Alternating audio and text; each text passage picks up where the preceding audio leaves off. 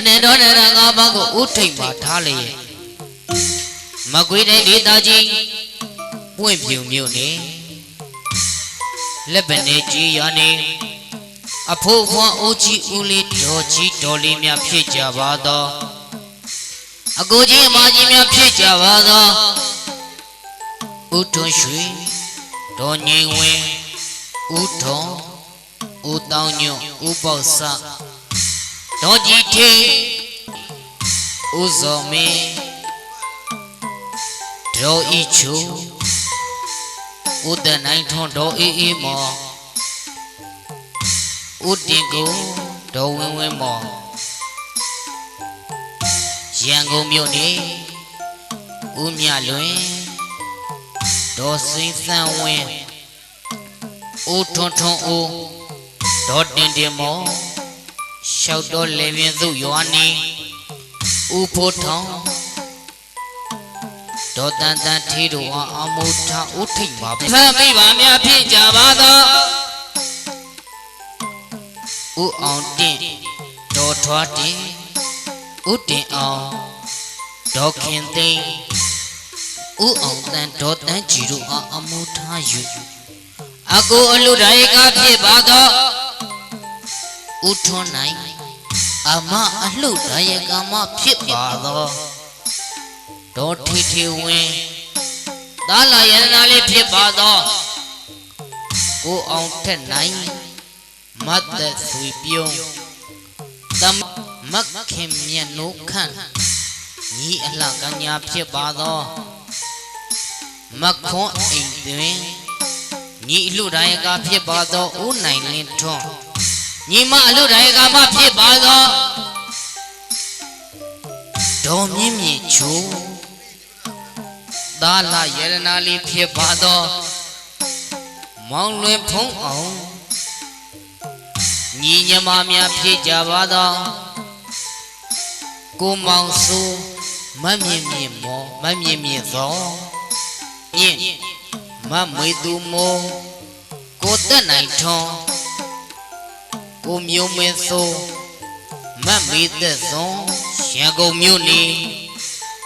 ကိုကြည်နိုင်မမြင့်မြင့်အေးကိုအောင်မျိုးသက်မသီသီခိုင်ကိုအောင်ကျော်ထေးမနွယ်နွယ်ဝင်းတို့ယနေ့မှာဖြင့်အတိတရားတမုန်တော်မိသားရသုတ်ကနေရှင်ပြုနာတာအလိုတော်မင်္ဂလာပွဲကိုပြုလုပ်ချင်းပေါ်နိုင်ခဲ့ပါပြီမြို့ဒါနသီလဘာဝနာသို့သောမျိုးစီမွေအိုနာတိလေးတွေမုတ်ချဒုက္ခသစ္စာဖြစ်ပေါ်လာကြောင်းမကောင်းတနာသိကပေရေးအစဉ်ရှိရှုသိဉာဏ်ပြုယူမိမိသူတစ်ပါးနှစ်ဦးရင်၌ဖြစ်သောသာလယရနာတို့ကိုပပ္ပသမင်္ဂလာဖယား၏သာသနာတော်အတွင်းကိုသွတ်သွင်းချင်းမြင်နိုင်ခဲ့သောရှစ်ပါးပရိခေယသုံးလင်းသွားဖြင့်သာသနာဝိဆောင်တို့ကိုရှင်မြန်းလျက်ကိုလှမ်းကိုင်စုခုရှိသူစိတ်တံအကြောင်းခံ၍ပပ္ပသမင်္ဂလာစင်ရင်ကျင်းပါခြင်းနှင့်သမိတုမအလှယရနာတို့အားမျက်နာတမင်္ဂလာစင်ရင်ကျင်းပါရဝဲမွိတ်တင်ကဟာအပေါင်းကိုဖြင့်အတူတကွကြွရောက်ချင်းမြင်ပါရဲ့လေးစားစွာဖြင့်ဖိတ်ပါတကားပြုအပ်ပါကြောင်းဟလာကြောက်ကျွန်တော်ကိုမာကြီးမတည်တဲ့ဆွေဝေဝဲစားပေါ့နော်ကျွန်တော်တောင်းဆိုတာပါနော်ဒီမောင်နှမတွေတော့ဆိုပါမယ်ခင်ဗျနော်အားပေးပါ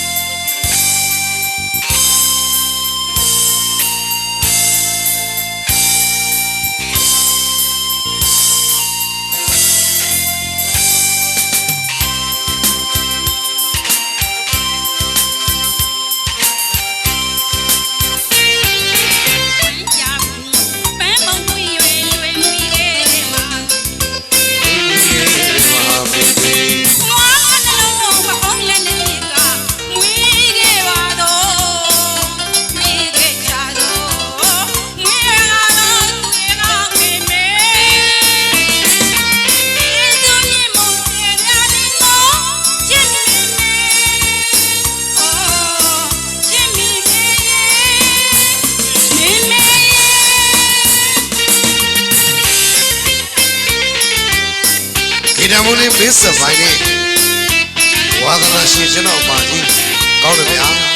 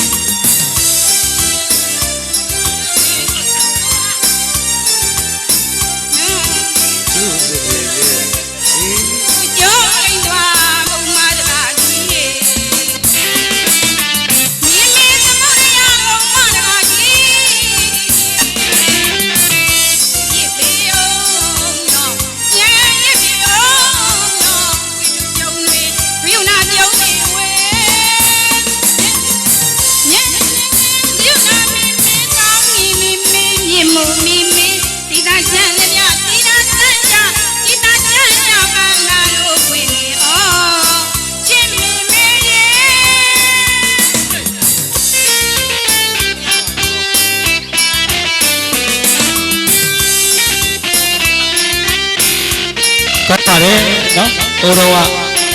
ကကျွန်တော်ရမန်းမုံရဲ့အင်အားဖိုလီတစ်ဆိုတော့မှတ်မိပါတယ်ဗျာကိုရောထလားမြင်လားကျေးဇူးပါ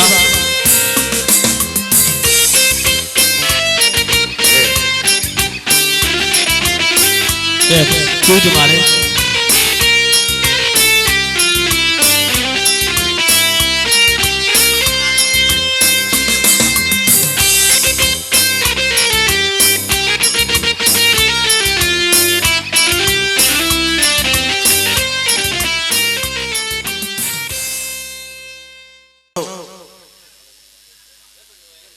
ကျွန်တော်တို့ရဲ့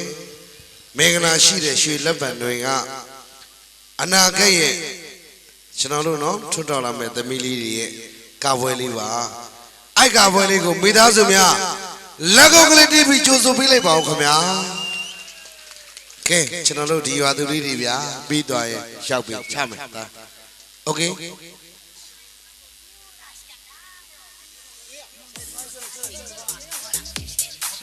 ကဲအားလုံးစတယ်ဗျာ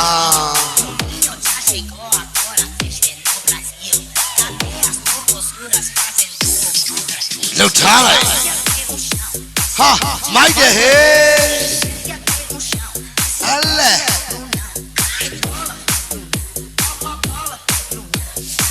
စာရီနိုင်ကသဘောကျရဲ့မင်းသမီးခေါ်သွားမယ်ဗျာစာရီနိုင်ကာပွဲတပည့်ကြီးကလည်းမင်းသမီးလေးတွေမြေတောင်မြောက်ပြေးတာဆိုတော့ကွက်တီဗျာလက်ပတ်နေရနော်ကဲအလူရှင်တူတွေတူမတယ်အလူရှင်သားတွေကတော့အရင်ဆုံးစပြီးဖြုတ်နေပါပြီဗျာဟေးလှုပ်ထားလိုက်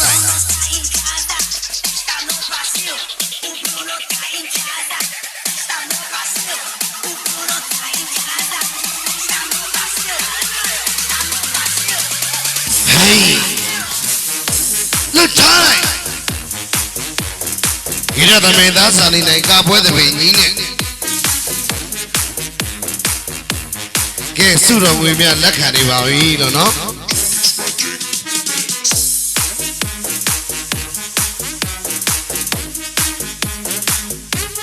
ကဲလှုပ်ထားမယ်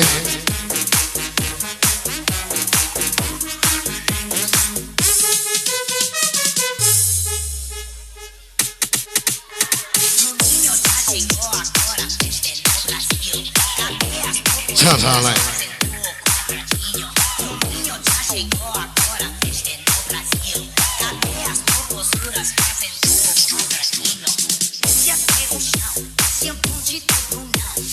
chocolate ရေခဲကြောင်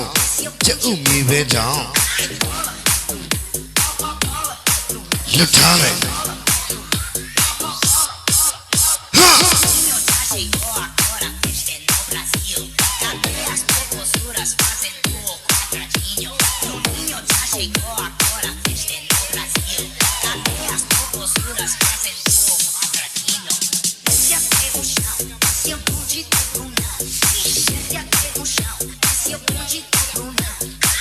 လှုပ်ထားလိုက်လှုပ်ထားမယ်ကဲနည်းနည်းလေးကျဲမယ်ပို့ပြီးလာအောင်လို့ဗျာလှုပ်ထားမယ်ဟေးမိုက်တော့ go go ခိရသမီးသားစာနေနိုင်ကပွဲတပင်ကြီးနဲ့လက်ပံတွေကမျိုးစစ်တစ်လေးတွေဟာဟာ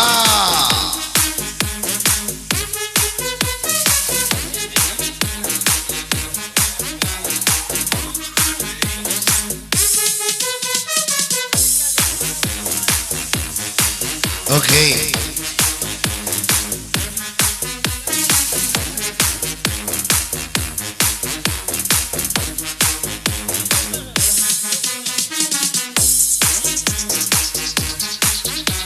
လှုပ်ထားမယ်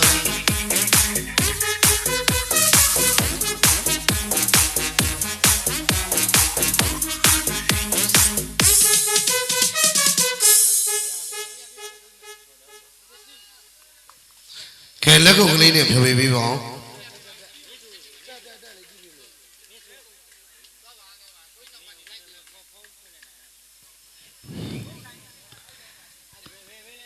ကဲဗျာ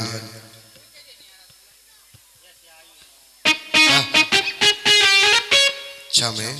ဒီတကဆက်လက်ပြီးတော့ကျွန်တော်တို့ဒီရွာသားလေးဖြစ်တဲ့အကိုနဲ့ခိတမူလေးမစ်ဆက်ပိုင်းနဲ့နော်ကဲချမယ်ကဲကိုဘူတူးနဲ့ချမယ်ဗျာ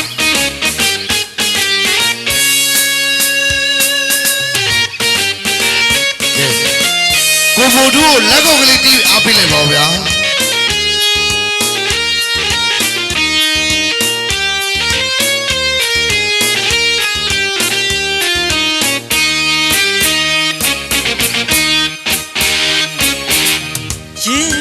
မဖွားရပြီမဲ့အဖေတို့ဘဝတနာစရာအချိန်တန်အိုးလူလာမြောက်အောင်နေပူစကားကျူစားခဲ့ရတနာစရာကလေးအမေတီးတွေဖွဲ့ဆူတိုင်းမှာအဖေများတွေ့အာနာမိပြီသာသမီပေါ်ထားတဲ့မေတ္တာအတူတူပါပဲလေ အဖေမရှိလေမနောင်ဒါမရနဲ့ပြောပြရစီတာရုမိတာရုတဲ့အဖေက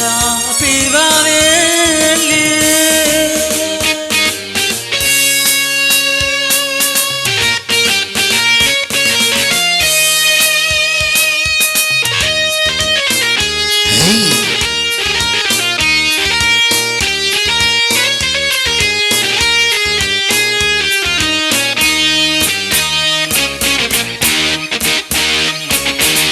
ရင်နိုင်လွယ်မဖွာရပြီနဲ့အဖေတို့ဘဝတနာစရာ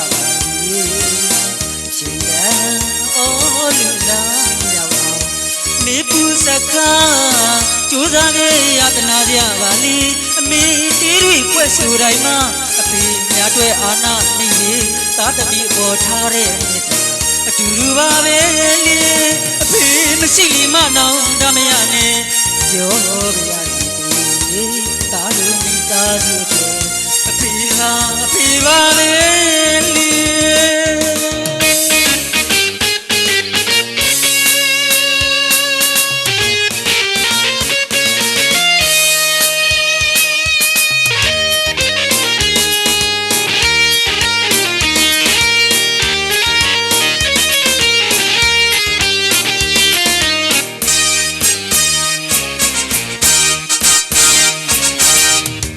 ချိန်ရဲ့ရွယ်ရောက်အဖေးစားကြွေးခဲ့ပြီ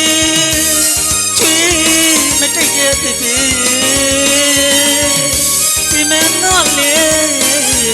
သာသမီမျက်နှာတရားကြီးသမီးလေးမျက်နှာစိတ်ဆန်းရင်ကျန်းတဲ့အဖေးရဲ့လက်တွေသာတို့တွေ့မဟာတိုင်းကြီးပါလေ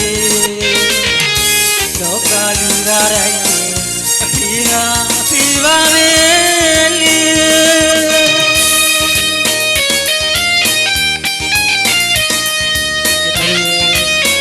ဒီလောကကြီးမှာချက်ပြီးတဲ့အမေကိုပဲဝိတ္တိလို့တတ်မှတ်ကြပါလေ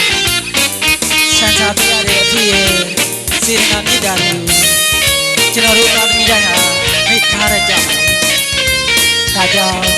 အလူတကာဥထုနာအလူမတော်ထီးထီးရဲ့လူတော်မင်္ဂလာပွဲကြီးမှာ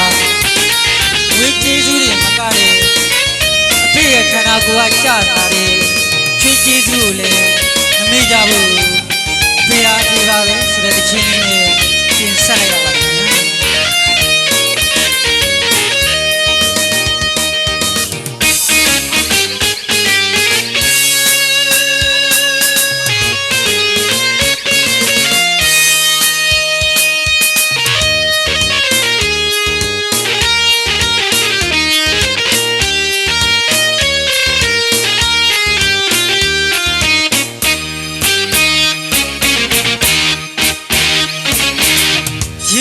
လွယ်မဖွာရပြီနဲ့အဖေတို့ဘဝတနာစရာချစ်တယ်အော်လူလာရောက်အောင်နေပူစကားကြိုးစားခဲ့ရတနာစရာပါလီအမေတီးတွေဖွဲ့ဆိုတိုင်းမှာအဖေများတွေအာနာမိပြီသာသမီအပေါ်ထားတဲ့မေတ္တာအတူတူပါပဲလေအဖေမရှိလေမနောင်နာမရနဲ့ပြောပြရစီတာရုမိသားစုအဖေကအဖေပါပဲလေ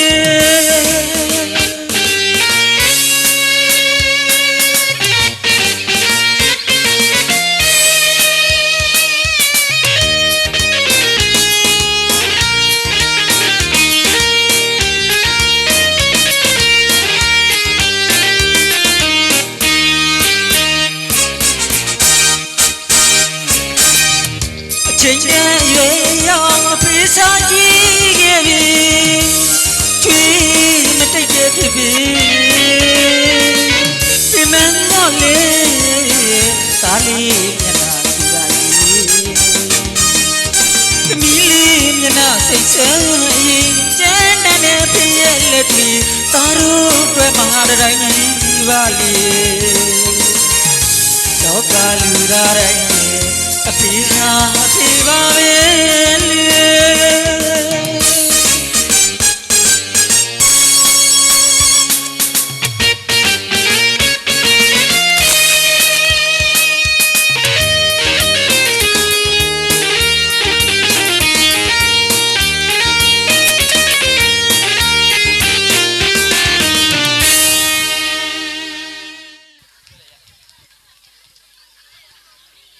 ဟုတ်ကဲ့ မိသားစုတွေမတွေ့ရတော့ကြာကြီးနော် တကယ်ပြောတာပါမတွေ့တာကြတော့အမှန်တိုင်းပြောရင်မတွေ့ချင်တော့ဘူး ဘလို့မတွေ့ကျင်တော့တွေ့ကျင်နေ မဟုတ်ဘူးမတွေ့ချင်တာကျွန်တော်ကြောင့်မဟုတ်ဘူး ငါတွေ့ဆောင်းနေတဲ့မာကြီးကမင်းငါတို့ဒီစင်ကလေးကနေရောက်နေတာ တောင်းနာအဆိုင်ကိုအကျွေးပေးရမှာဆိုတော့ ဟုတ်ကဲ့ ဟုတ်ကဲ့ဆက်လက်ပြီးတော့အခြေစည်းဝိုင်းရဲ့အပြင်ကလေးလို့ဖြစ်တဲ့တချင်းလေးနဲ့လက်ခံပေးပါဦးမယ်ခင်ဗျာကေရမုတ်ကြီးမင်းဆက်ပိုင်နဲ့တွဲဖက်ပြီးတော့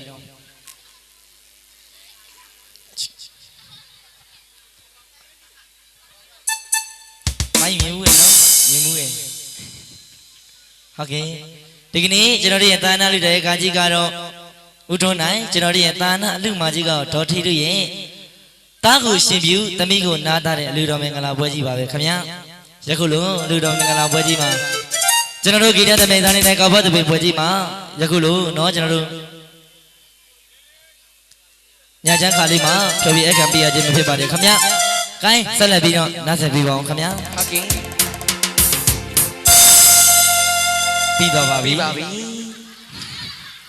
။ဆိုရသေးဘူးလေ ဒီတာမူမစ္စပိုင်းဘလို့ကြီးလုံနေရတော့တန်လိုင်းရန်နေခဲ့ပြီလို့ ဒီတခါတကယ်အတီးဆုံးပါပါနော် ဟုတ်ကဲ့ ။အတန်တော့မကောင်းပါဘူး။ရုပ်ကိုဦးစားပေးပြီးကြည့်ပေးပါ လက်ဖြတ်ကုန်ပါလိမ့်မယ် ။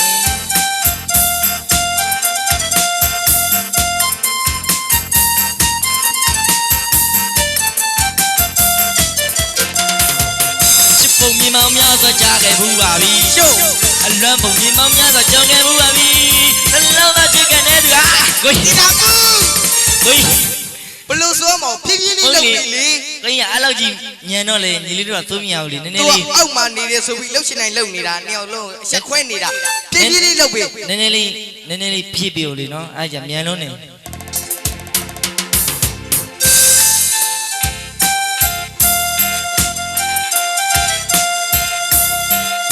အာရရော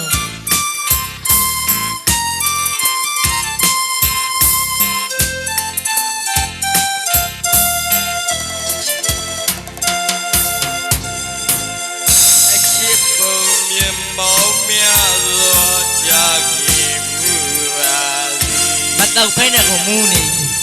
အလံပုံမြင်မောင်များစွာကြာခဲ့မှုပါသည် ကိုကြီး ဒီတာမူဟာဘလို့ကြီးတော့ ကိုကြီး သူဟာပြေးတာ အဲ့လောက်ကြီးနေရောကြလေ ကျွန်တော်တို့ကဘလို့ဆိုရမှာတော့ အဲ့လောက်ကြီးနေရောလေမတော့ဖိနေကိုမူးနေရိုင်းထိုးနေဒီမှာ ပုံမှန် ပုံမှန်လေးလုပ်ပေးပါနော် အောက်မှာနေတယ်ဆိုပြီးလူနှစ်ယောက်ကိုနှိမ့်ဆက်နေတာ ဒီတစ်ခါအတီဆုံးပါပါ ဟုတ်ကဲ့ လက်ခုပ်တန်လေးတီးပေးပါဦးဟုတ်ကဲ့ ဆက်လက်ပြီးတော့နားဆင်ပေးပါ ဒီတစ်ခါအတီဆုံးပါပါနော်ကိုကြီးစားလို့ရည်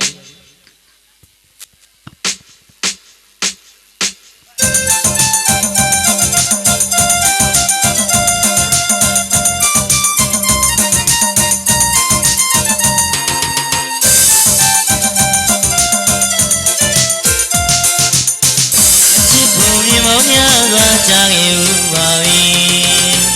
အလုံးပုံမြင်မောင်များစွာကြုံခဲ့ဦးပါပြီနှလုံးသားချစ်ခင်နေသူအကျဉ်းတော်ဝိကဝါရီမှာထွက်ချီဝင်ကြီးခုနကရချစ်ကဝါလေးတစ်ခုတော့ရချင်မိပါသည်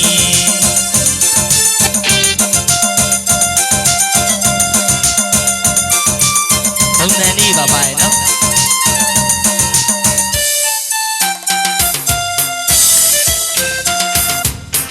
အချစ်ပုံမြင်မောင်များစွာကြာခဲ့ဘူးပါသည်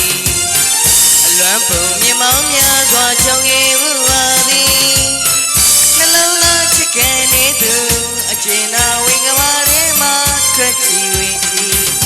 ခုနကရချစ်ကဘာလေးတစ်ခုတော့ရချင်မိပါသည်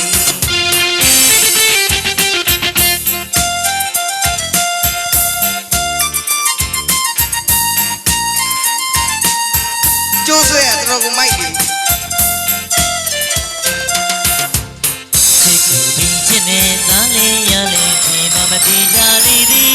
အချစ်ခံမွဲလို့အချစ်နဲ့လွင်နေသည်မနောသစ္စာဆိုပါမည်မနောသစ္စာဆိုပါမည်ချစ်ခ ခဲ့တဲ့ချစ်မဲ့သမျှမှာယူသားခဲ့ပါသည်ယူသားစွာနေချစ်ခဲ့ပါသည် ကျွန်တော်မမကြီးရဲ့ဒီတော့နေထိုင်ပြီးဆုလည်းမချောင်လူချင်းလို့ပြောတာမဟုတ်ဘူးမရှိလို့ဟာခုရတွင်စရာမေ့တဲ့သူစာနာမေ့သူဝေးတဲ့သူအချစ်နဲ့မသက်ဆိုင်နေတဲ့သူအချစ်ကိုရှာပင်မှမတွေ့အချစ်ကန်နေတဲ့သူအချစ်စီဝိုင်းရဲ့ပြင်ကလူအချစ်စီဝိုင်းရဲ့ပြင်က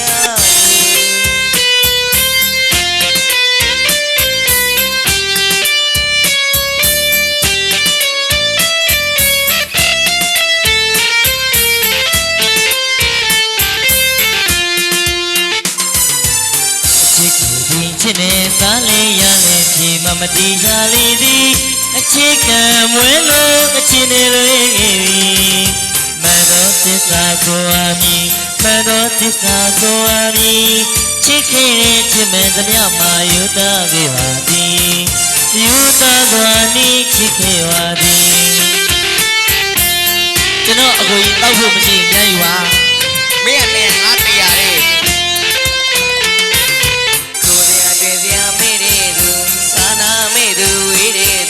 အချစ်နဲ့မသက်ဆိုင်နေတဲ့သူအချစ်ကိုရှာပင်မှမတွေ့အချစ်ကန်နေတဲ့သူအချစ်စီဝိုင်းရဲ့အပြင်ကလူအချစ်စီဝိုင်းရဲ့အပြင်ကလူ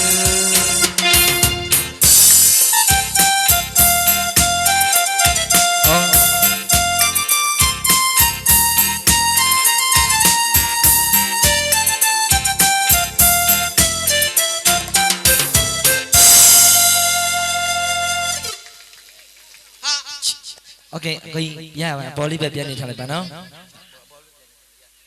တကယ်ကိုမင်္ဂလာရှိတဲ့လူတော်မင်္ဂလာပွဲကြီးပါပဲကိုစားကလေးကြီး ဟုတ်ကဲ့ကိုလူကြီး ဟုတ်ကဲ့ တကယ်ကိုတူပြောင်းရှင်စံတို့တဲ့လူတော်မင်္ဂလာပွဲကြီးဆိုလို့မလဲပါဘူးခင်ဗျ ဟုတ်ကဲ့ခင်ဗျ ဒီကုလို့မင်္ဂလာရှိတဲ့ညာချိုင်းချိန်ကတမယာလေးမှာကျွန်တော်တို့ဂီတတမန်စာနေနိုင်ဘက်ကတချင်းကောင်းလေးနဲ့အခန့်ဖြော်ပေးနေရပဲဖြစ်ပါတယ် ဟုတ်ကဲ့ခင်ဗျ ဟုတ်ကဲ့ဒီက ဒီကဆက်လက်ပြီးတော့ကျွန်တော်တို့ဂီတတပြန်စားနေတဲ့ကပတ်သပင်ပွဲကြီးရင်သမီးငယ်လေးပဲ့ပဲ့ရင်အလဲကဏ္ဍလေးပဲဖြစ်ပါတယ်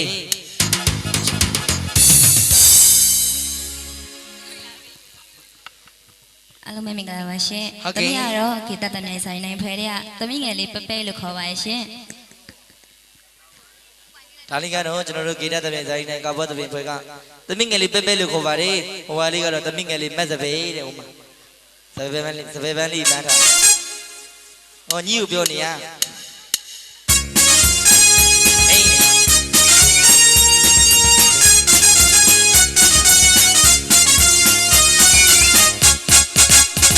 အေး ။ပြိုပြလေးပါစိတ်ကူးရဲ့ဘူမော်လေးတီအချစ်တောင်းလေးများတွေ့ပါရဲ့အသေးပဲလိုက်မောချင်းချစ်မြတ်တမ်းစံပြဝလာဆိုရုံစင်ရမချစ်ရဲ့သေးဘူးရှင်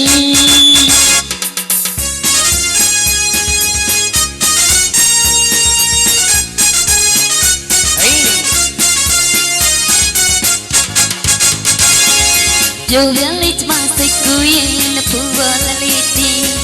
အချစ်တောင်းလေးများတွေ့ပါရဲ့အသေးပဲလိုက်မောချင်းချစ်မြတ်တမ်းစံပြဝလာဆိုရုံစင်ရမချစ်ရဲ့သေးဘူးရှင် ဘက်ပင်းလောက်ချမ်း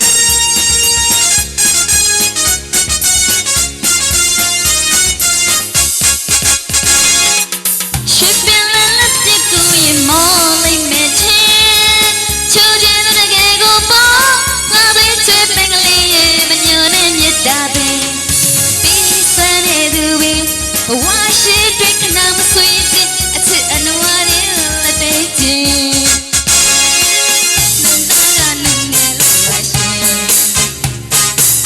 Let me rub my hands on my booty. You want to bounce like dream, but you ain't like the ocean. Holding you between you eating. You will listen my sick for you. Who was the listening? Sit down in your tree, they will like more.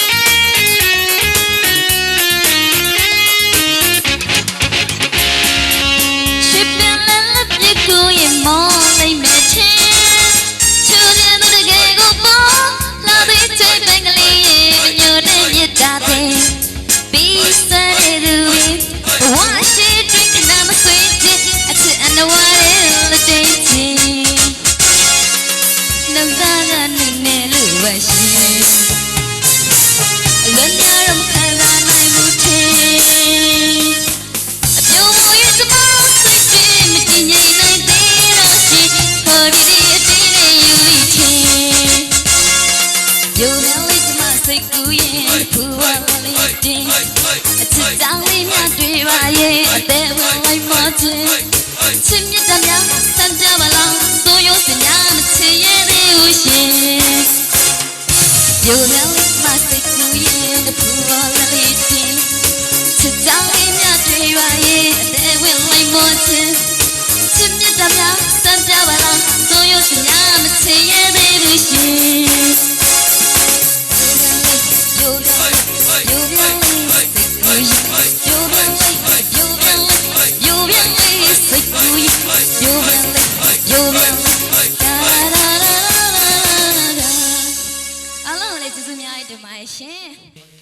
ကိုင်းဒီတကဆက်လက်ပြီးတော့ကိုစားကလေး ကိုကလေး ဒီတကဆက်လက်ပြီးတော့အလဲကြတဲ့သမီးငယ်လေးကတော့ ကျွန်တော်တို့ဂီတသမန်ဆိုင်နေဖွဲ့ရင်မော်ဒယ်မင်းသမီးရော်လီဖြစ်တဲ့စင်စင်ရဲ့အလက်ကနာလေးပဲဖြစ်ပါတယ် ကိုင်းအော်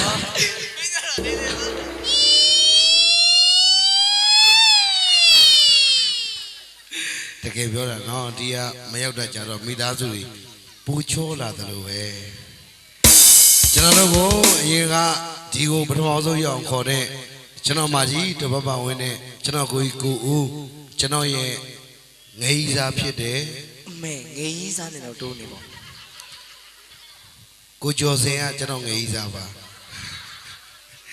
ကျွန်တော်ကိုကျော်စင်အိမ်ုံသွားပြီးမနေ့ပြန်ကြရင်ကြက်တီဓမြတိုက်ပါမယ်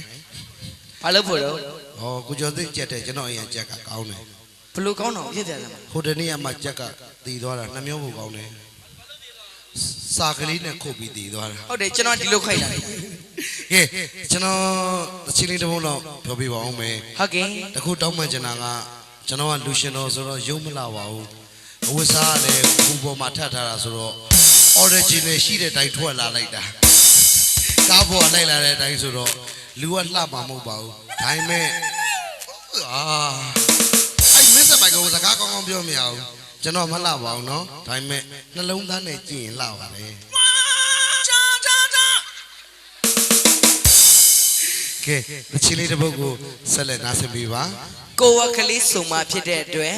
နာဒုက္ခခံပေးပါခင်ဗျာ နာတော်တာကျေးဇူးတင်ပါတယ်ကိုကြီး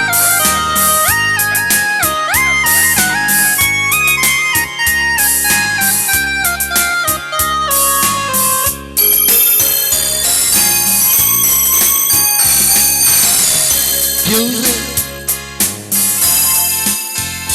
โอเคအတန်းလေးနားနေပါတယ်ဒီလိုကိုကြီးချော်သွားလိုက်မှနားစမပ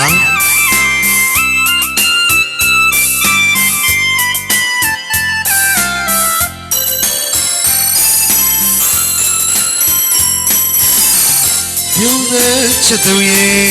ပြုံးစချစ်သူရဲ့သူရဲ့ပြုံးကြီးဟာဆုံးမဲတဲ့ချစ်ချင်းများရဲ့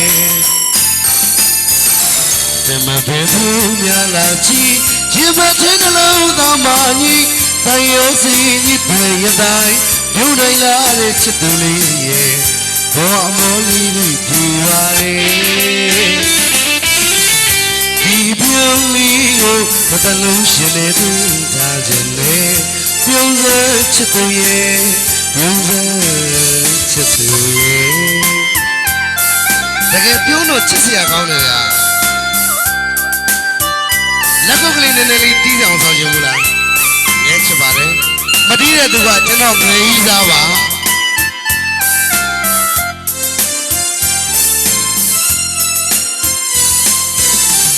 ပြုံးစချစ်သူရဲ့ပြုံးစချစ်သူရဲ့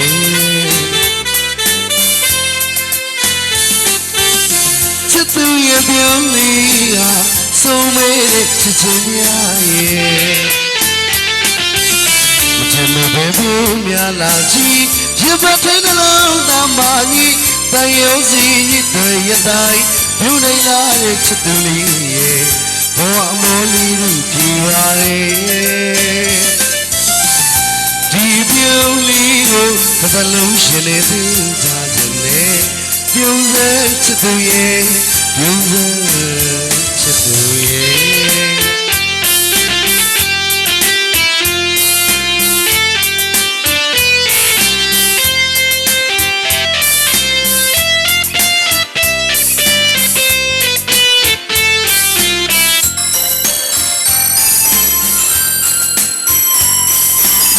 La gamalu la seno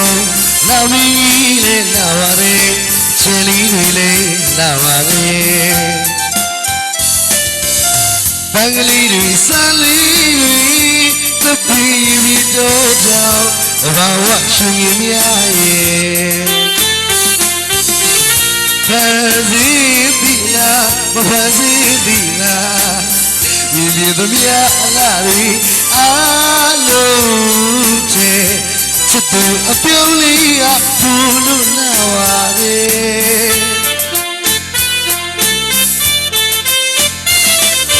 ကျင်နာလေးမျက်နှလုံးသွင်းရင်ရှင်မကြီးရဲ့ပြုံးလေးရဲ့ဘဝအမောကြီးတို့ပြေပါလေဒီပြုံးလေးကိုပတ်စလုံးရှင်လေးပြီးထားခြင်းနဲ့ပြုံးစဲချစ်သူရဲ့ပြုံးစဲချစ်သူရဲ့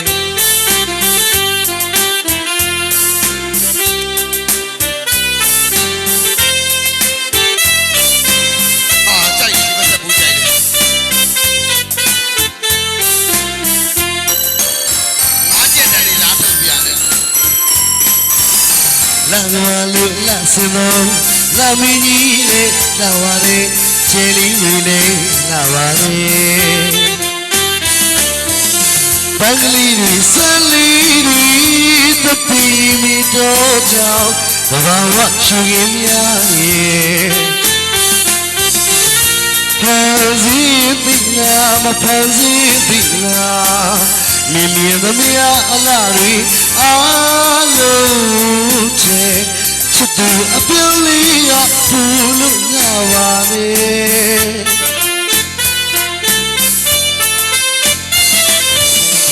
လေးများလုံးသွင်းဝင်ရှင်မကြီးတဲ့ပြုံးလေးရဲ့ဘဝအမောကြီးပြပါလေဒီပြုံးလေးကိုသလုံးရှင်နေသူထားခြင်းနဲ့ပြုံးစဲချစ်သူရဲ့ပြုံးစဲချစ်သူရဲ့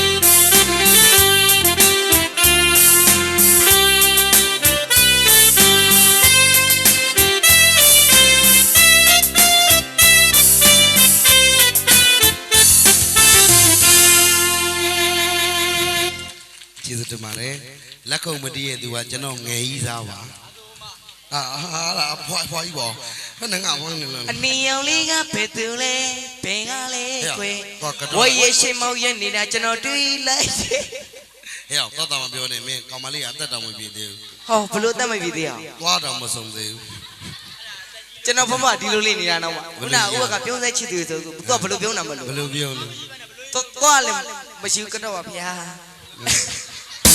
ဘယ်နဲ့လူကြီးကတော့ပါဖေရလို့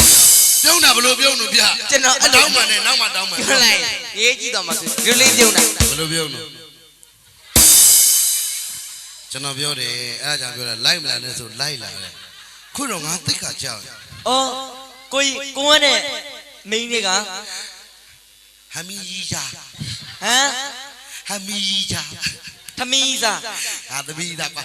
ကဲတကယ်ပြောစရာကောင်းပါလေကျွန်တော်တို့ဒီညလေးရတော့เนาะကျွန်တော်တို့ဟိုအရန်ကြီးဟာတာတွေမလုပ်တော့ပါဘူးဟုတ်ကဲ့မနဲ့ဖြန်ကြမှာရီဖို့ကိုတခါတဲ့အိမ်မှာအာမွေးခဲ့ပါဘာလို့တကယ်ပြောတာကျွန်တော်ဒီတစ်ခေါက်ပူဝီးပြောတယ်သိလားဘာလို့တော့ကျွန်တော်ဒီရွာကလူတွေတဲ့ကျွန်တော်အသားနဲ့လဲဖွေးလာတယ်ချစ်လို့စားတာပါမိသားစုအားလုံးချစ်ပါတယ်ခင်ဗျာဟုတ်ကဲ့ဆက်လက်နာဆင်ပေးပါဒီကဆက်လက်ပြီးတော့ကျွန်တော်တို့ဂီတသမန်ဇာနေနိုင်ဖွဲ့ရဲ့တမင်းငယ်လေးဖြစ်တဲ့ဇေစင်းရဲ့အလက်ကဏ္ဍလေးပဲဖြစ်ပါတယ်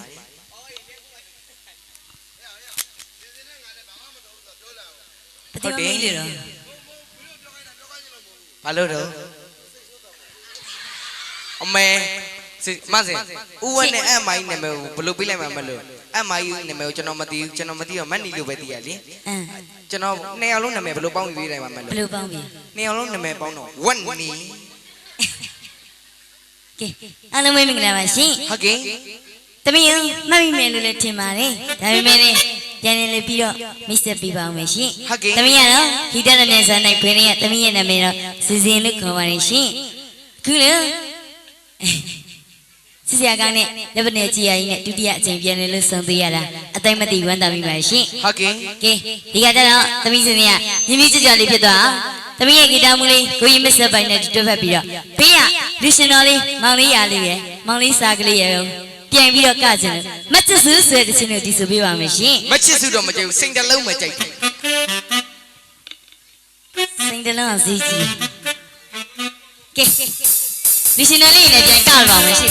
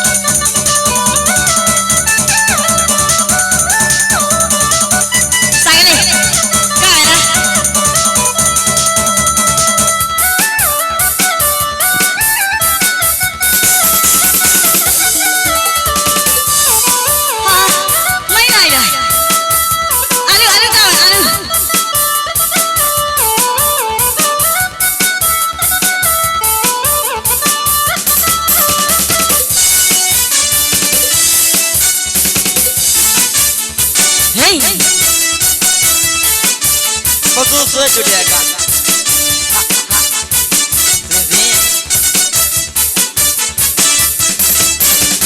ရှိမဝနိုင်မှာငါလာတကူသူလာပြင်းရငါမရရကူဆောလာတယ်ဒီလာတယ်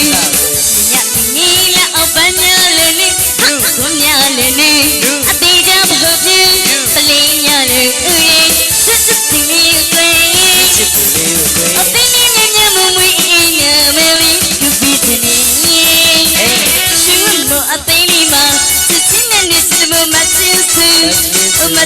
လက်ခွေ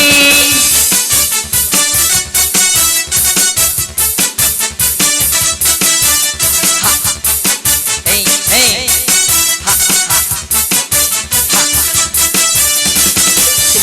သူများရင်မကမလေးစီနေ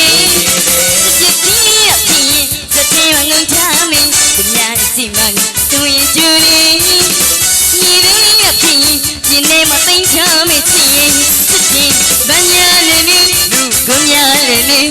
အသေးရမဟုတ်ဘူးပလေးများလည်းဦးရဲ့စစ်စစ်ဒီလေးကိုအသေးမြမြမမွေးနာမဲလေးပြီးချင်နေပါလေသူမအသေးလေးမှာစစ်စစ်နဲ့နေစစ်မမချစ်စုအမချစ်စီလည်းခွေ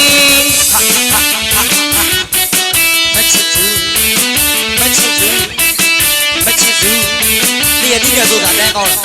没记住。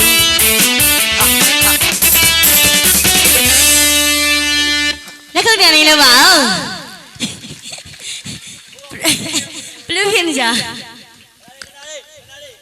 တချင်းဘလို့ဆိုတော့တချင်းအဲ့လိုဆိုမှာမဟုတ်လေအဲ့မချစ်စစ်စစ်ချင်းအဲ့လိုဆိုမှာမဟုတ်ဘူး အဲ့လိုဆိုမှမဟုတ်လား ဘိုက်ကိုဘက်ကကိုင်ညီငါပြမယ် ဒီဘက်က တစ်ဘက်ကငါဥစားကိုကိုင် ဘယ်ဥစ္စာလဲ ကပုံ ကပုံသားထည့်ပြောလေ ကပုံသားလို့လောက်ဟုတ်ဟိုကောင်ကြီးအိမ်ထဲမှာထိုင်မင်းကိုငါကြောက်နေညီငါဟိုဘိုက်ဆိုပြီး ဖေးပိုင် ရှူမဝနိုင်မှာဆိုရဘိုက်ကို ရတာပေါ့ โอเคစမယ် နောက်ကကြည့်စီရလေး ကိုကြီးစမယ်နော်တေချာလို့မယ်နော် ဒီစား တေချာကိုင်းတာပါဟာလက်ကုန်ဒီပြောလေဟာ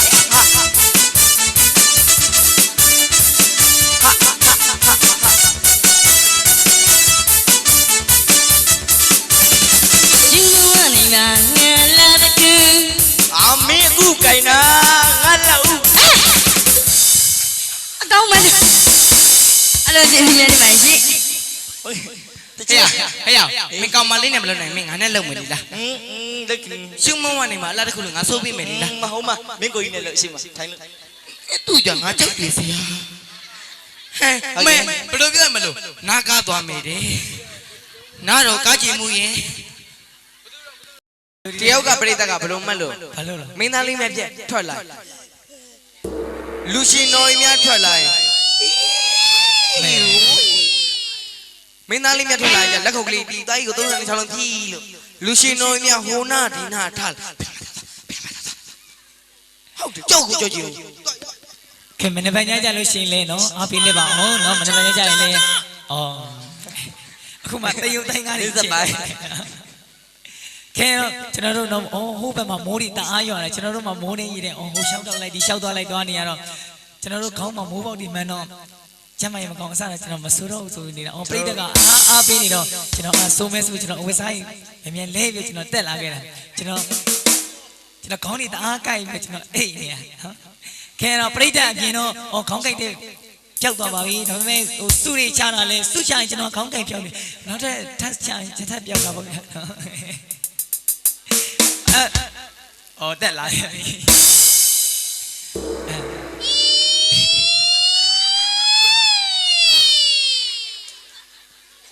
မင်းသားပဲလူထင်တာလား ဘာလို့တော့ဘာဖြစ်လို့တော့ မင်းသားကြတော့စုတွေချ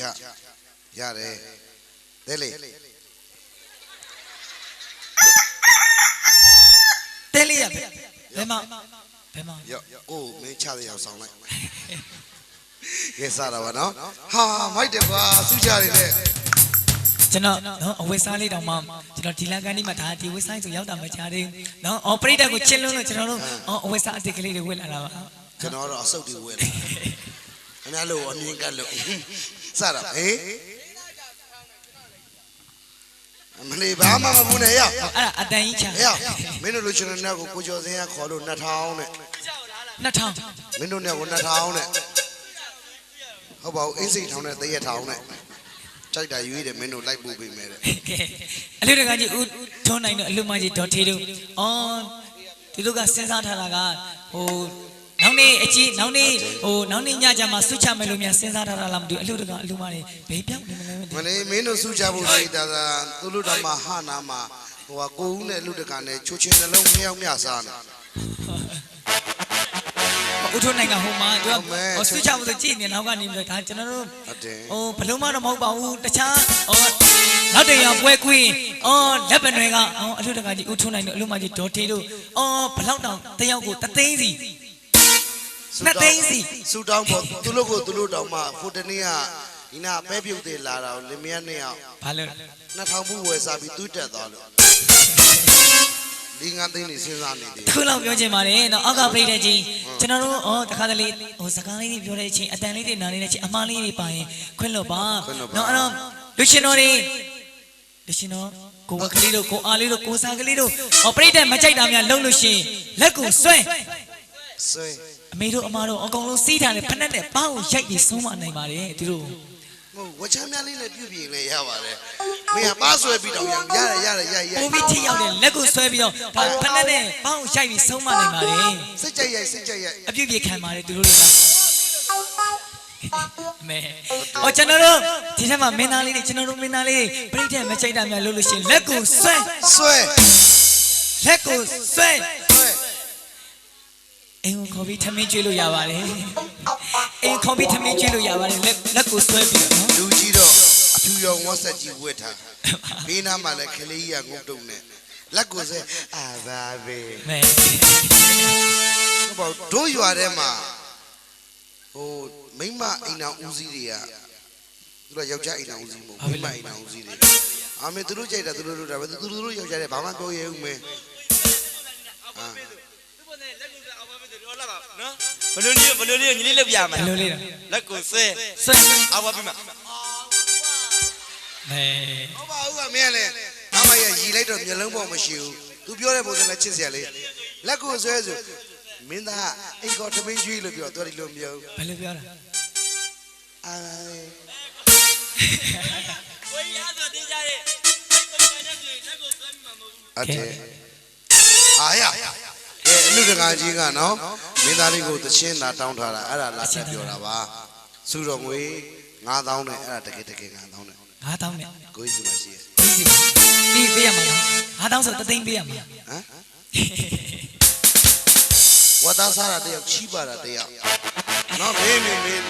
င်းရမှာစုတော်ငွေ9000နဲ့တဲ့နော်မင်းကိုချက်ပွဲနိုင်မှာပြီးမယ်တဲ့ ကဲတော့အောက်စားတဲ့ချင်းလေးအဖေပါပဲကိုမင်းစပိုင်အဲ့တော့အဖေဒီအားလုံးကိုဂုဏ်ပြုတဲ့အနေနဲ့အဖေပါပဲဆိုတဲ့တချင်းတစ်ပုဒ်ကထက်မှန်လို့ဒီဆို ကောင်းတယ်ဗျာ ဂုဏ်ပြုပါရစေ အ နော် ဖေကအမိလင်ပါပဲတဲ့နော် အဖေပါပဲနော်အဖေပါပဲခင်ဗျာကိုမင်းစပိုင်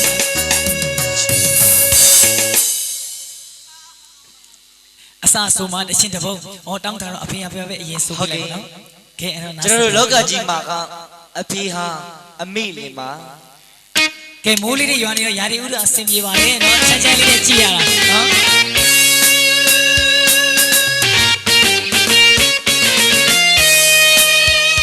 ကဲပါလာတဲ့မိုးလေးတွေနဲ့စားစင်မော်လေးကြည့်ပါနော်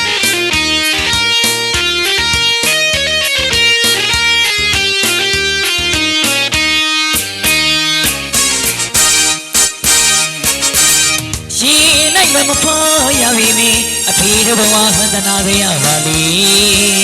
အချိန်တန်အော်လူနာမြောက်အောင်နေပူစကားကကျူးစားခဲ့ရတနာရပါလေအမေတီးတီဖွင့်ဆိုနိုင်မအဖေများတွေအာနာမိပြီသာသမီပေါ်ထားတဲ့မြေတာအတူတူပါပဲလေအဖေမရှိလေမနောင်းတော့မရနဲ့ရုံဟောမရစီလေသာတို့မိသားစုအတွင်အဖေဟာအဖေပါပဲလေချင်းနေရင်အဖေရဲ့အားလုံးအားအငယ်ဟင်းချစ်တော်မှာဒီလိုတစ်ချင်းနဲ့ဒီဆိုလုံးဂုဏ်ပြုလိုက်ရပါတယ်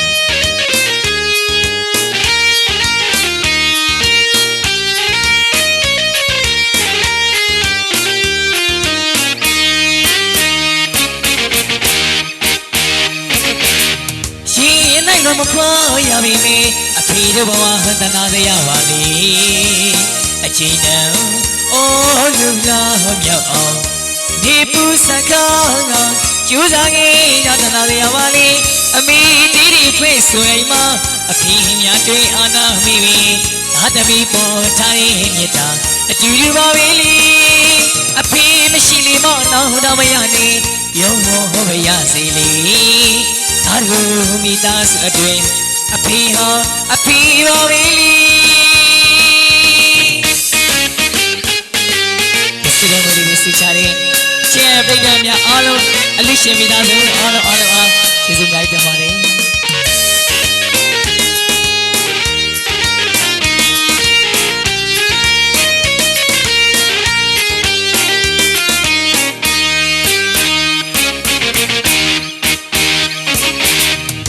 ချိန်တိုင်းအရွယ်ရောက်အဖေရှောင်းတွေ့ခဲ့ပြီချွေမသိတဲ့ဖေဖေအေးမနိုလေးဒါလေးမျက်နှာတီးတိုင်းသမီးလေးမျက်နှာစိတ်ဆိုင်ချမ်းသာနေပြီလက်တွေသာရုတွေမဟာတရိပ်ပါလေလောကလူရတဲ့အတွေ့အဖေဟောအဖေပါပဲလောကမှာအမေဆိုတာကသာသမီတွေလူလောင်းမြောက်အောင်ချင်းလေးတန်နေနေရင်းတို့ဝမ်းနဲ့လွယ်ပြီးဝေးခဲ့ရတဲ့အမေတွေပါအဖေဆိုတာကလေသာသမီတွေလူလောင်းမြောက်အောင်ချင်းလေးတန်နေနေရင်းတို့နေဘူးစခါမှာအလုပ်တွေလုပ်ကြရင်နေလူလောင်းမြောက်အောင်ရှောက်ဖွေကျင်းပြပြစမ်းရှောက်ခဲ့ရတဲ့အဖေတွေပါဒါကြောင့်အမေတွေကိုချစ်တယ်လို့အဖေတွေကိုချစ်ပါအမေတွေကိုဂရုစိုက်တယ်လို့ဟောဒီချင်းနဲ့ရင်းနဲ့အတဲနဲ့လွယ်လို့ဝေးရတဲ့အဖေတွေအားလုံးကိုလည်းဂရုစိုက်လို့ချစ်ပါလို့ဒီလေးချင်းလေးနဲ့တို့ရဲ့အလူတကာကြီးကိုထုံးနိုင်တဲ့သူလက်ပံတွေကအဖေတွေအားလုံးဒီလေးချင်းလေးနဲ့ဒီဆိုလို့တော်လိုက်ရပါလိမ့်ခင်ဗျာ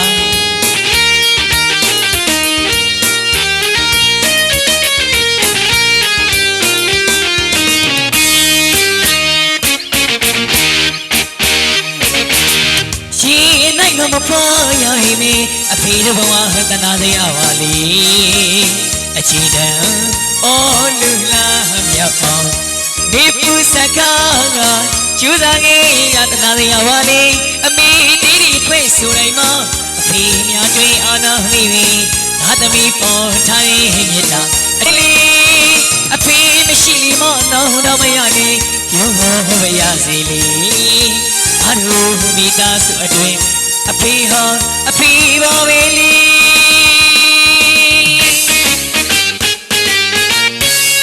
စီတော်မလေးစီချရင်ချင်းရတဲ့ပြည်သူများအားလုံးကျေးဇူးပါခင်ဗျာ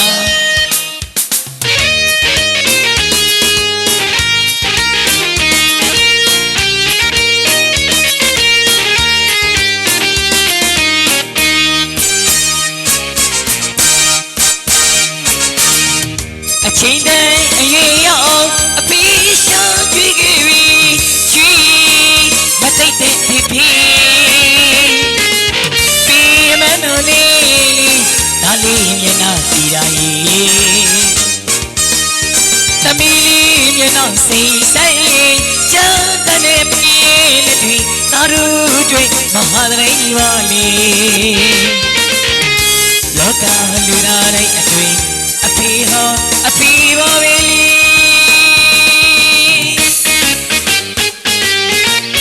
ဒီတဲ့ဇာနေလိုက်ပြင်အငယ်ဟိချစ်တော်တို့ရောက်တဲ့အချိန်ပြတဲ့အချိန်မှစလို့လက်ပံတွေကအဖေတွေအားလုံးအမေများအားလုံးချမ်းသာနိုင်ကြပါစေလို့အငယ်ဟိချစ်တော်မဆုတောင်းလို့မြတ်တာများပို့တောင်းနေရပါလိမ့်ခင်ဗျာကဲအဖေကိုချစ်လက်ခုပ်တယ်လေးနည်းနည်းလောက်ချားချင်ပါလေနော်ဟုတ်ကဲ့အဖေချစ်တဲ့လူတွေကလည်းစူရီချမချစ်တဲ့လူလည်းငုတ်တော့ကလေးထိုင်အဲ့တော့ဟိုက်နာလူပဲခေါင်းကိုက်နေတယ်ခေါင်းကိုက်တာတော့ဘယ်ရောက်သွားမလဲစူရီအဲ့လိုရတယ်ခေါင်းကိုက်တာပျောက်သွားပြတ်ပေါ်ခြင်းပြီးလိုက်လေလားပြီးလိုက်တကယ်ခေါင်းကိုက်တာတကယ်ပျောက်သွားခဲတော့နောက်မှတော့တရှင်းလေးတွေနဲ့ထပ်ပြီးတော့ဒီစအခက်ပြောရင်ခဲတော့ဒီကားတော့ဒီတဲ့မြိုင်စံနေနိုင်ဖွင့်ရင်နော်ရှင်းချင်းမှုတက္ကသိုလ်သမီးငယ်လေးနှင်းပွင့်ဖြူရင်အလဲကဏ္ဍလေးဖြစ်ပါတယ်โอเคကျွန်တော်တို့မြတ်တော်လက်ဆောင်နေနဲ့ကျွန်တော်တို့တွေကဒုဝစီနာဒုဝမြတ်တော်ပါခင်ဗျာကဲသမီးငယ်လေးနှင်းပွင့်ဖြူကိုလက်ကုပ်ကလေးနဲ့ကြိုးစုံပေးပါဦးခင်ဗျာ ဟုတ်ပြီကိုထုံးနိုင်အားကြောင့်ကျုပ်ကတက်လာတာနော်ခမရကျုပ်ကနော်ရချောင်းနေတာအဲ့ဒါချောင်းနေတာခမရခုမှတော့လာပြီးရီတီမလို့တော့သွားယူသွား ဒီအခုတော့ဘာတက်နေသေးရ ဝေး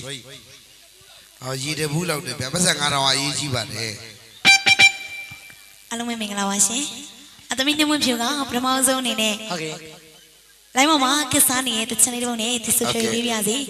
အပရိသတ်ကြီးပြင်းနေမှာဆိုလို့တချင်လေးတစ်ပုဒ်နဲ့တိစုဖြိုးပေးပါစေရှင် ဒီမလေးခဏနော်ဒီစီပွားရေးကအရေးလုံးမှာမလို့လူမှုရေးရဲ့နောက်မှာပြောမယ်နော်ဒီမိုင်နော်ကျေးဇူးတင်ပါတယ်မလေးနေပွင့် ရှင် ကိုကြီးက9000နဲ့ညီမလေးကို2000ခွဲဟာဖေနေပါကုတ်ကိုပြီကျေးဇူးတင်ပါတယ်တကယ်ချင်းနော် နှမွေးတချင် ဆိုမနော် ဆိုရမှာလားမဆိုရသေး ဆိုရမှာပေါ့သမီးအလေးအလူတကာရှိရ ဘူး ဟေး နိုင်ကြည့်လားဘယ်နှနိုင်ထိုးပြီလဲ7နိုင်ထိုးတော့မယ်နှမွေးခုဒီညစာမစားရသေး ဟမ် ဘူးတကယ်ဒီပြောတာညစာမစားရသေးတချင်ဆိုပြီးမှစားမယ်ဆိုပြီးလှုပ်ထားတာ ကျွေးမှာ နော် နော်သမီးဆိုပြီးကျွေးမှာမဟုတ်လားအဝအောက်ပြီဗျာโอเคကဲ ကျေးဇူးတင်ပါတယ် ကဲကျွန်တော်သမီးငယ်လေးနင်းဝင့်ဖြစ်ဖို့လက်ကုတ်ကလေးတီးပြီးအားပေးလိုက်ပါခင်ဗျာ ကထမင်းမစားရသေးပေမဲ့လည်းလက်ပနေရပရိသတ်ကြီးနဲ့စုံတော့လေးနှမွေးက အမှန်တကယ်ဆိုကလေးက ချစ်မီမီလေးနဲ့အားရပါရ ပင်မလာတာနော်ဟိုမှာလဲကျွန်တော်တို့တွေကမိုးရီရွာပါရွာနဲ့ကလေးတစ်စက်မှမနာသေးဘူးအမှန်တကယ်ပြောကျွန်တော်ဒီညဟို energy ပြည့်အောင်အိတ်ချင်တာဒါပေမဲ့တည်ရမလားဒီကပြီးတဲ့ကအရင်ကတော့မင်းနိုင်ဘူးလေ ကဲတော့တချင်မီမီလေးနဲ့တိစုဖြိုးပေးပါစေရှင် ကောင်းတယ်ဗျာတချင်းမြူမြူလေးနဲ့ဆက်လက်နားဆင်ပေးပါခင်ဗျာဟေးကဲစားကလေးထထကအလူ go go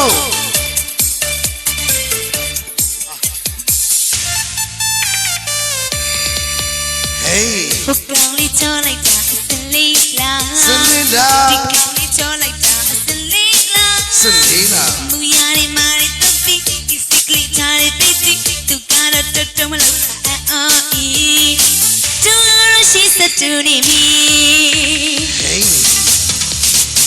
ကိုနာနာရောက်ရှိတဲ့ကတော့အချိုးက တချို့က ဝဲလက်မတကြောက်ရွံ့ကြည့်လို့ပါပိတ်လားစင်ကြီးငါပြန်လာတွေ့စီမမနာပါရဲ့တော့မသိကိုကတော့အတွေ့လေးနဲ့ပြမြဤမန်နေမလေးကိုရုံရရမစိုးလို့မကွယ် ပါတဲ့ ဘာကြောင့်မို့လဲကသိစပြတ်သားလို့နေမချင်မပါပဲမင်းတို့နေကိုသိခဲ့စမေးအစလေးဟာလေနေလိုက်တဲ့အိုးရတယ်သူကြိုက်ဟာကြာကြာတကြရရသူကြိုက်ဟာကြာကြာတကြရရသူကြိုက်ဟာကြာကြာတကြရရအခုတမလေးတကြရရ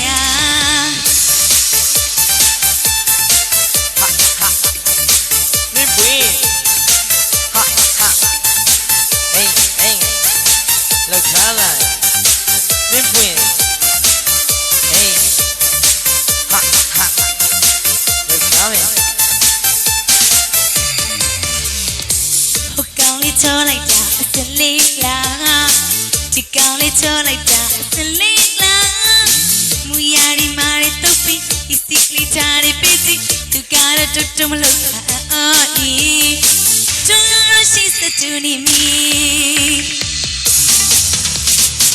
ကိုနာနာရောက်ရှိတဲ့ကတော့အချိုးကဝဲလက်မတကြောက်ရွံ့ကြည့်လို့ပါပိတ်လားစင်ကြီးငါပြန်လာတွေ့စီမမနာပါရဲ့တော့မသိကိုကတော့အတွေ့လေးနဲ့တင်ပြများဤမန်နေမလေးကိုရုံရရမစိုးလို့မကွယ်ဘာကြောင့်မို့လဲခါသိစားပြတ်သားလို့နေမချင်မပါပဲမင်းတို့တွေကိုသိရဲ့စနေအစလေးဟာလေနေလိုက်တဲ့အိုးရတယ်သူကြိုက်ဟာကြာကြာတကြရရသူကြိုက်ဟာကြာကြာတကြရရသူကြိုက်ဟာကြာကြာတကြရရအခုတမလေးတကြရရသူကြိုက်ဟာကြာကြာတကြရရသူကြိုက်ဟာကြာကြာတကြရရသူကြိုက်ဟာကြာကြာတကြရရအခုတမလေးတကြ